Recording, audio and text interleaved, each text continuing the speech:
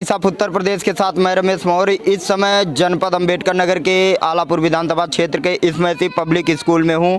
आज यहां पर एक कार्यक्रम हुआ है, थोड़ा मैं उस पर प्रकाश डालना चाहता हूं। यह प्रोग्राम किसका है? आदर्श मानव समाज सेवा संस्थान परसौली माडर मऊ आलापुर अंबेडकर नगर का जो समाज सेवी संस्था है। विगत आप देखते होंगे बराबर रिपोर्टिंग जाती है कि इस क्षेत्र में इन्होंने सामाजिक कार्य किया, कहीं पर्यावरण का कार्य, कहीं जल संरक्षण का कार्य, कहीं महिला सशक्तिकरण का कार्य। लेकिन आज क्या है, इनकी पर्यावरण, जल संरक्षण, विचार गोष्ठी और कार्यकर्ता सम्मान समारोह।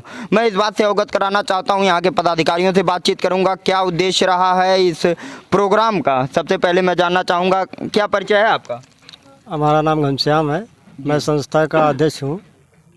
सबसे पहले तो आपको मैं बधाई देना चाहता हूं अपने चैनल के माध्यम से। आप ऐसा कार्य किए, बार बार मैं आपको देखता हूं कि आपकी संस्था इसी प्रकार की कार्य करती है। आज क्या उद्देश्य था? आज उद्देश्य यही था कि जिस तरह से लोग आज पर्यावरण और जल संरक्षण को अनदेखा कर रहे हैं, तो लोगों को जागरूक करने का ये उद्देश्य रहा। आज पर्यावरण जल संरक्षण विचार गोष्ठी रखा गया ताकि ज़्यादा से ज़्यादा लोगों को एक मंच के माध्यम से पर्यावरण और जल संरक्षण के बारे में बताया जा सके ताकि लोग जागरूक हों। क्या परिचय आपका? चंद्रबली मौर्य। मौर्य जी, मैं देखता हूं बार बार इधर उधर अन्यत्र विभिन्न स्थानों पर आप लोग यही करते हैं। क्या इसके लिए भारत सरकार से कुछ मिलता है या कोई बड़े लोग फंडिंग करते हैं, नेता वगैरह, ऐसा कुछ? पहले तो हम धन्यवाद देना चाहेंगे आपके चैनल को, जो कि आज के चैनल अपने व्यस्त समय में से ज़रा सा भी निकाल करके समाज सेवकों की बात सुनना नहीं चाहते। इसमें आपका चैनल बड़ा योगदान देता है, इसके लिए धन्यवाद। क्योंकि आप हमारी बातें जन जन तक पहुंचा रहे हैं, जो हमारी बातें हैं आप बार बार रिपोर्टिंग कर रहे हैं, इसके लिए आपको धन्यवाद। देखिए, ये विषय ही कुछ ऐसा होता है। देखिए, चैनल की बात होती है, मीडिया चौथा स्तंभ माना गया है, जिसे एक प्रकार से मैं भी समाज सेवी हूँ। अब अपने कर्तव्य को समझकर मैं आपके पास आता हूँ। बड़ा अच्छा नेक कार्य करते हैं आप। हमने पूछा कि फंड की व्यवस्था कहाँ से होती है? सर, फंड तो हम ये आप जैसे लोगों से लेकर के, हम कोई पत्रकार देते हैं क्या आपको? हाँ, आपसे भी हम सहायता ले सकते हैं। 10-20 रुपया करके हम लोग इकट्ठा करते हैं, जिससे हम अपने जनमानस में अपने विचार व्यक्त कर सकें।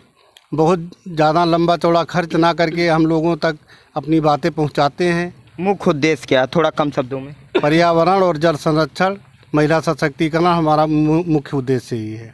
चलिए, थोड़ा कुछ और पदाधिकारियों का परिचय मैं जान लेता हूँ, काफ़ी बातें नहीं करूँगा। क्या नाम है आपका?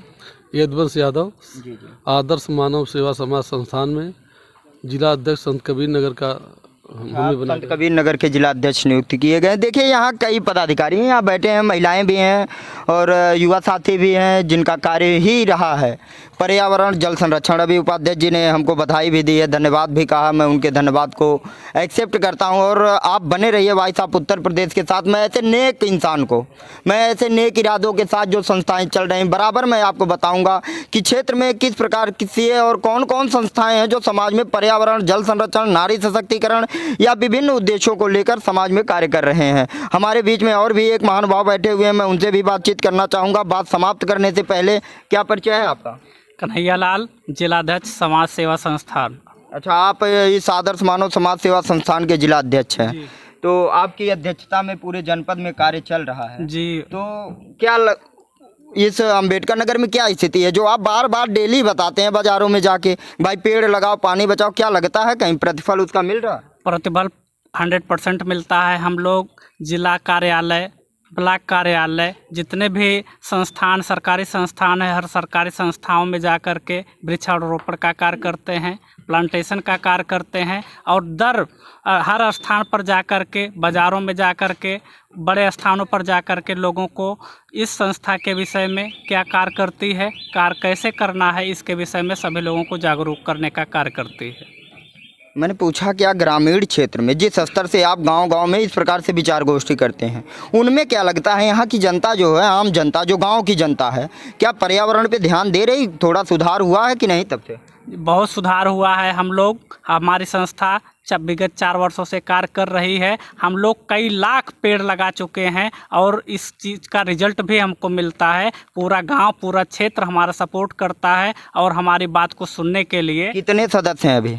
लगभग 2000 सदस्य हमारी संस्था में इस अब जनपद अंबेडकर नगर से कार्यरत हैं। इस आलापुर क्षेत्र से 2000 सदस्य हैं आपके, तो जो एक्टिव हैं, लेकिन वैसे कितने बने होंगे जो आपके जो है इससे प्रभावित हैं लेकिन अब निकलने के लिए समय नहीं है? 2000 तो आपके लोग इधर उधर हैं, हम देख रहे हैं सैकड़ों लोग यहीं मंच पे बैठे हुए हैं, तो काफ़ी, तो कितने लोग होंगे? अम्बेडकर नगर में 20,000 से अधिक संख्या है। जी जी जी चलिए, बहुत बड़ी बात है, इन्होंने बताया जो बड़ी बात है कि 20,000 लोग उस संस्था से जुड़े हैं जिस संस्था से उनको डायरेक्ट कुछ नहीं मिल रहा है। डायरेक्ट मतलब आए कुछ पैसे वेतन देते हैं क्या? पता नहीं, अभी हम लोग किसी को कोई सहयोग नहीं करते हैं, बल्कि हम पब्लिक फंड से अपनी संस्था के कार्य को आगे बढ़ाने का कार्य करते हैं। समाज में जा कर के, क्षेत्र में जा कर के, अधिकारियों कर्मचारियों के बीच जा कर के, सबके बीच हम अपनी संस्था के विषय को बताते हैं और जिससे लोगों का सहयोग मिलता है और इस सहयोग से हम अपनी संस्था का कार्य को आगे बढ़ाते हैं। बड़ी अच्छी बात कही इन्होंने कि अधिकारी कर्मचारियों से भी बातचीत करते हैं। हमारे बीच में महिलाएं भी बैठी हैं, मैं चाहूँगा कि एक आध दो महिलाओं से भी पूछूं कि क्या आखिर जो इनका उद्देश्य रहा है। जो अध्यक्ष हैं, उपाध्यक्ष जी हैं, जिलाध्यक्ष जी से बात हुई, तो मैं जानना चाहूँगा इनसे कि ये क्यों प्रभावित हुई हैं। क्या नाम है आपका? सर मेरा नाम पुष्पलता है, मैं ग्राम हीरापुर की ग्राम सचिव हूँ। ग्राम सचिव हैं, जी। तो क्या उद्देश्य लेके, क्या सोच के जुड़ी? सबसे पहले आपसे मैं ये पूछना चाहूँगा क्या उद्देश्य है आपका? सर हमारा उद्देश्य है कि हम पर्यावरण को कितनी शुद्धता में ले आएँ, क्योंकि हमको जब सर ने जोड़ा तो हम लोग ये सोच रहे हैं कि गांव-गांव जाकर जहां हम सदस्यता शुल्क बनाते हैं उन महिला को जब समझा देते हैं तो एक सदस्यता शुल्क एक पौधा लगवाते हैं, तो हमारा पर्यावरण ज़्यादा से ज़्यादा शुद्ध हो। और पेयजल पे हम बात करते हैं तो पानी कम उद्वहन ना किया जाए और ज़्यादा से ज़्यादा पानी को बचाया जाए, यही सब हम सोच के जुड़े हैं। गर्मी आ रही है, पिछले इसी मौसम में जो है नल सूख गए थे। और गर्मी के सीज़न में थाला बना के उसमें पानी, जो हमारे नए पौधे लग रहे हैं उसका हम विशेष ध्यान देते हैं कि गर्मी के सीज़न में पौधा सूखने ना पाए, और जो हमारे पुराने पेड़ हैं उसको हम थाला बना के पानी डाल रहे हैं इसलिए कि ताकि उसमें छाया रहेगा तो हरियाली बनी रहेगी और पेड़ हमारा स्वस्थ रहेगा। अच्छा, सूखेगा नहीं, पेड़ स्वस्थ रहेगा। पेड़ को भी बीमारी होती है? और क्या, अगर हम पेड़ की देख रेख नहीं करेंगे तो पेड़ हमारा सूख जाएगा, तो उसको बीमारी नहीं लगेगी सर। चलिए, बहुत बड़ी बात कही इन्होंने। आप देखते रहिए, इसी प्रकार से कई समाज सेवी इस क्षेत्र में कार्य करते हैं। अगर ऐसे लोग हमारे बीच में मिलते हैं तो मैं आपसे भी अनुरोध करता हूं खबर को ज़्यादा से ज़्यादा शेयर करें, लोगों तक पहुंचाएं, ताकि इस उद्देश्य से लोग भारी से भारी संख्या में जुड़ सकें और इस स्वच्छ भारत और स्वस्थ भारत और शुद्ध वातावरण को बनाने में इनका मदद करें। वॉइस ऑफ उत्तर प्रदेश के साथ मैं रमेश मौर्य।